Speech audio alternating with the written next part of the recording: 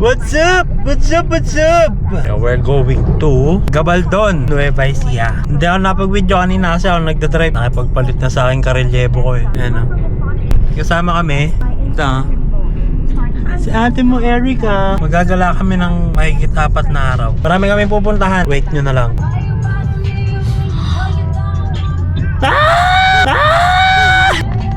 Sana marami ng night market. Yung pala yung night market, mga 30 minutes. May peryahan. Malabas pa lang tayo ng Bulacan.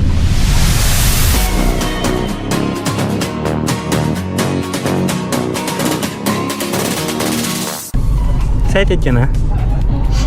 Box, maganda tayo din yung yung boat na taas baba na yun. Biking? Ayoko. Tignan mo na natin. Natutrauma ako sa ganun eh. Takot! Uy, ano ka ba? Experience namin yun nung bata ako. Nung nagkaroon ng perya dun sa amin, elementary ako, siguro mga grade 2, grade 3, ganun. Sumakay yung ate ko ng Ferris wheel. Yung Ferris wheel na yun, maliit ka lang siya. Kaso, ang nangyari, tumirik yung makina ng Ferris wheel, tapos yung ate ko nandun sa pinakatuktok. Award. Kaya simula nun, pag may mga perya-perya, hindi na ako sumasakay sa mga Ferris wheel. Oo! Sakay ito ng Ferris wheel sa Ike, ewan ko lang. Sa Ike, okay lang. Safe Safe. din kasi quality naman. Makikita mo pag yung sa Vikings na ano, yung umaangat din yung ano, yung pinakapatungan niya ng baka yung ganun.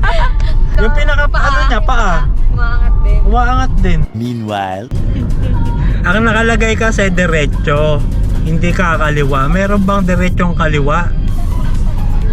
Sabi niya pa, ikaw kasi sabi mo eh. Bandang huli, kasalanan ko pa kasi kumaliwa siya. Minto ako. Tapos sabi mo, diretso. Eh, Kaya nakaliko na ako. Eh, di sabi mo, parang diretsong kaliwa.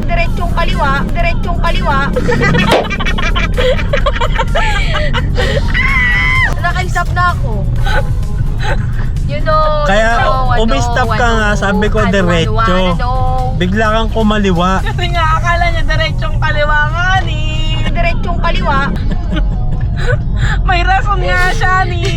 Ay, nako. Napalayo tayo tuloy. Sa Sir Gavin dito.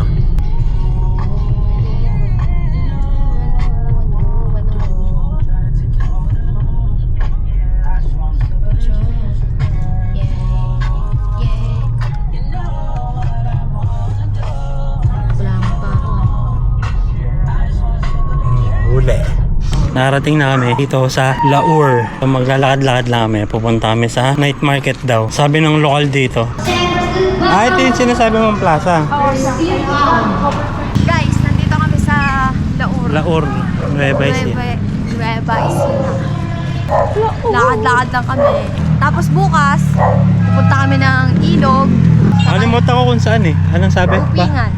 Dupingan. Tapos sa Linggo, pupunta kami ng Dinggalan. Dinggalan. Tapos bukas, tatakbo kami ng umaga. Good luck kung magising. Ito ba yun? Ito? Night market nga ni. Maliit lang siya na... hindi, mahaba-haba din. Yan, tingnan nyo. May mga isa. Medyo ano lang siya. Maliit pero... goods na din kasi medyo late na rin kami nakarating. Ang ganda.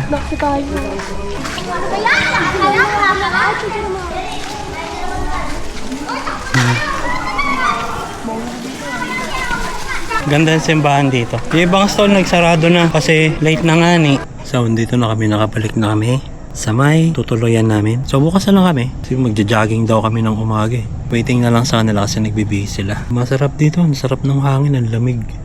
Nakaka-relax. Alas 9 pa lang pero halos konti lang yung taong nasa labas.